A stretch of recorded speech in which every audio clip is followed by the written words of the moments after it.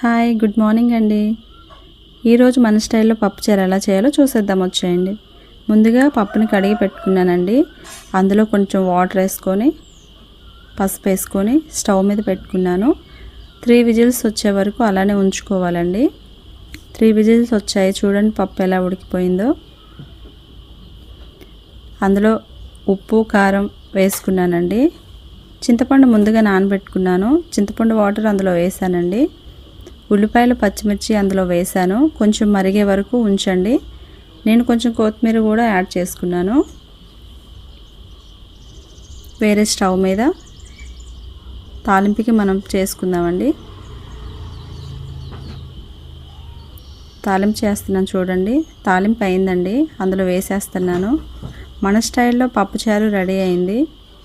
మీరు కూడా ఒకసారి ట్రై చేసి ఎలా ఉందో నాకు కామెంట్ బాక్స్లో కామెంట్ చేయండి. నచ్చితే లైక్ చేయండి, షేర్ చేయండి, మన ఛానల్ని సబ్స్క్రైబ్ చేయండి. Thank you.